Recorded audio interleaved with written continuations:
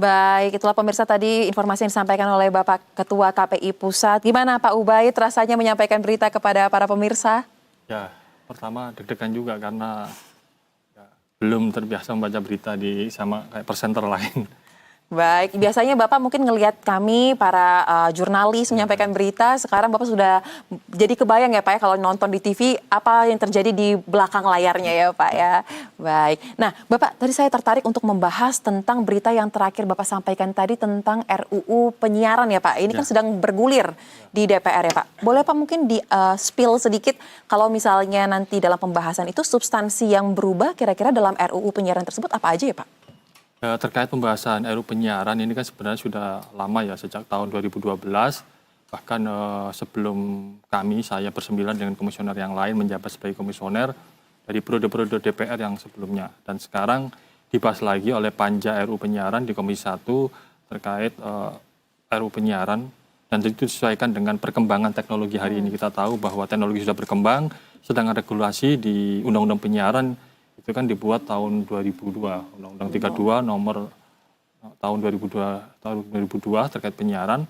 Tentunya teknologi sudah berkembang dengan jauh, tapi regulasinya masih berjalan di tempat. Dan tentunya banyak hal yang juga sudah direvisi, misalnya terkait perizinan sudah di Omnibus Law Undang-Undang Cipta Kerja itu juga sudah masuk di sana. Maka perlu ada pembaruan-pembaruan di Undang-Undang Penyiaran yang tentunya juga yang sudah diinisiasi oleh DPR, oleh Panja RUU Penyiaran. Berkali-kali sudah memanggil beberapa stakeholder untuk memberi masukan masalah apa yang kira-kira ketika itu dibahas di Komisi 1 di DPR benar-benar sesuai dengan kebutuhan kekinian. Betul. Termasuk tentunya dari lembaga penyiaran itu sendiri, tidak hanya dari masyarakat saja. Ya, karena lembaga penyiaran itu sendiri yang juga mengawasi ya terkait dengan penyiaran informasinya. Nah, saya sekarang mau tanya tantangannya Pak untuk KPI di era yang sangat modern. Sekarang kan informasi tidak hanya melalui media mainstream konvensional, tetapi juga menggunakan banyak platform di media sosial juga. Tantangannya seperti apa Pak? Kalau terkait tantangan secara regulasi bahwa kewenangan KPI sampai hari ini sesuai Undang-Undang 32 tahun 2002 adalah melakukan pengawasan terhadap TV dan radio. Sedangkan platform digital yang sekarang ramai sudah dikonsumsi banyak masyarakat, publik, itu belum menjadi ranah KPI. Dan tentunya banyak harapan dari publik yang melalui perwakilan mereka yang datang ke KPI atau bertemu kami di kegiatan di daerah berharap bahwa itu nanti juga diawasi.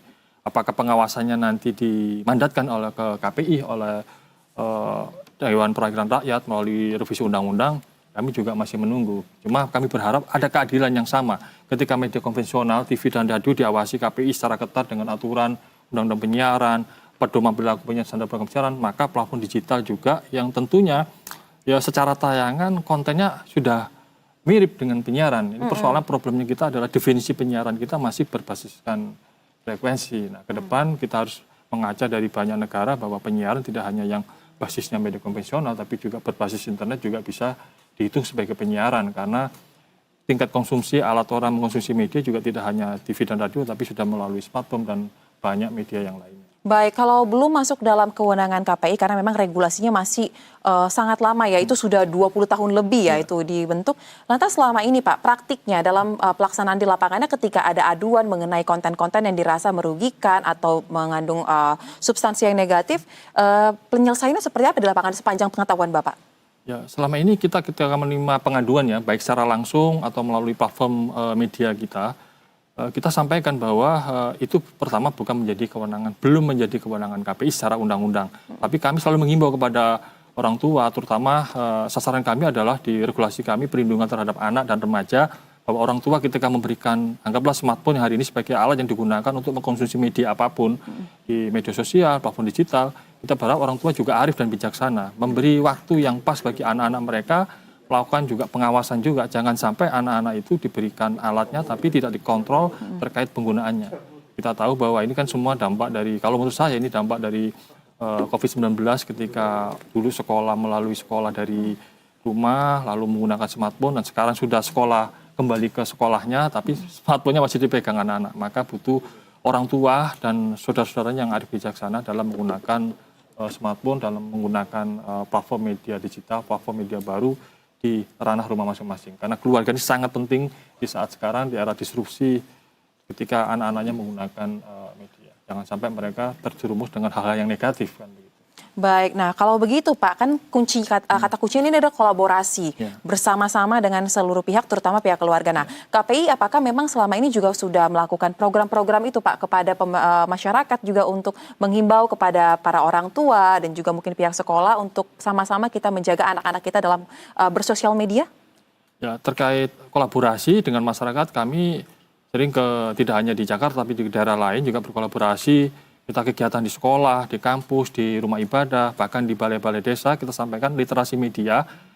Salah satunya juga kita menyampaikan bagaimana bijak menggunakan media sosial. Meskipun sampai hari ini belum menjadi kewenangan KPI, tapi kita bisa merasakan dampaknya yang luar biasa di masyarakat terkait penggunaan media sosial, terutama bagi penyebaran hoax, berita palsu, dan berita-berita yang bisa memecah integrasi nasional. Itu juga perlu kita sampaikan ke masyarakat, jangan sampai ketika ada berita langsung forward gitu kan. Jadi sharing sebelum sharing itu penting bagi masyarakat, karena jangan sampai berita apapun, misalnya ada berita bencana, obat-obatan yang ternyata dilarang, itu juga harus ada self control dulu sebelum dibaca dulu apakah benar. Kalau memang tidak benar, tanya dulu kepada yang ahlinya di sekitar. Jangan sampai ikut menyebarkan sesuatu yang tidak baik sehingga itu akhirnya dikonsumsi banyak orang, menjadi sesuatu yang negatif di lingkungan sekitarnya. Baik, ini saring sebelum sharing ini pemirsa menjadi tagline yang sangat penting nih untuk menjadi ditingkatkan ya mawas dirinya dari masing-masing kita yang menggunakan sosial media. Lantas Pak, berarti sejauh ini secara singkatnya itu persentase kalau dilihat paling banyak aduan yang masuk ke KPI itu dari orang tua terkait dengan konten untuk anak-anak, atau justru masih tetap banyak tuh terkait dengan hoaks-hoaks yang beredar Pak? Atau sama saja sebenarnya persentasenya? Persentase pengaduan banyak ya, terkait hoax juga ada. Karena mereka misalnya mengadukan tentang hoax. Kemarin juga ada pengaduan terkait munculnya tayangan konten judul di lembaga penyiaran, nyisip di sebuah program. Itu juga kita sampaikan. Maka kita sampaikan, akhirnya kita panggil, kita sampaikan ke lembaga penyiaran, ini harus hati-hati ke depan. Karena yang melaporkan ini jauh di luar Jawa, sampai detail begitu. Karena bagi orang yang tahu bahwa itu judul, ya kami mungkin pemantau kami nggak dapat karena tidak ada yang terpapar judul, tapi ternyata di tayangan itu ada potensi tayangan yang nyisip gitu loh, di program apa di bawah nyisip. Oh ternyata itu adalah konten judul. Nah maka kita lebih mawas diri lagi, kita sampaikan ke teman-teman pemantau yang real time memantau TV dan radio di kantor untuk hati-hati untuk konten judul agar ini bisa diantisipasi. Kita sampaikan ke lembaga penyiaran jangan sampai hal itu bisa ditampilkan lagi di program-programnya. Baik, nah terakhir nih Pak, meskipun memang terkait dengan pengawasan di media sosial di platform tersebut belum jadi masuk kewenangan KPI, tetapi mungkin boleh nih Pak memberikan himbauan kepada pemirsa Berita Satu yang aktif menggunakan media sosial untuk berbagi informasi. Kira-kira apa saja sih Pak yang harus diperhatikan agar konten-konten yang dibagikan, informasi yang dibagikan ini merupakan konten dan informasi yang edukatif, yang bermanfaat gitu ya Pak. Dan juga bagi masyarakat yang ingin melaporkan, mungkin nomor WA-nya atau website-nya mungkin sekalian nih Pak. Ya, kalau terkait media sosial memang belum menjadi kewenangan KPI, tapi kami berharap seluruh pemirsa BTV dimanapun berada untuk bisa benar-benar arif dan bijaksana menggunakan smartphone atau alat media yang lain dalam menyebarkan pemberitaan melalui media sosial atau platform digital. Jangan sampai menjadi bagian masyarakat yang tidak membangun tapi malah merusak. Kita harus menjadi negara yang beradab. Konten-konten yang tidak sesuai dengan ketimuran budaya kita juga harus kita sampaikan. Jangan sampai masyarakat menerima berita dari kita bukan semakin ramah tapi menjadi semakin marah dan kita menjadi orang yang terlibat dalam membuat ketidaknyamanan di tengah masyarakat.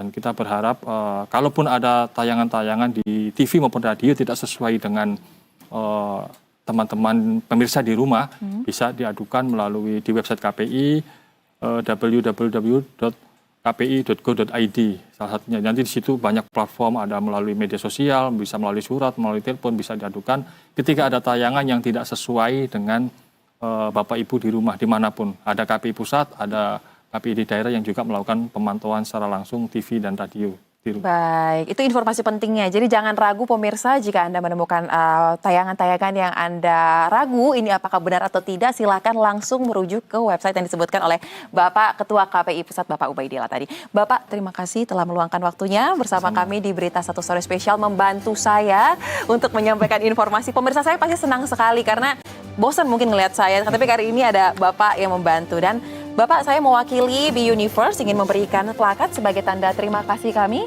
telah meluangkan waktu, membantu untuk menyampaikan informasi dan juga memberikan informasi juga terkait dengan himbauan-himbauan tadi ya Bapak. Mohon berkenan diterima ya Bapak. Baik.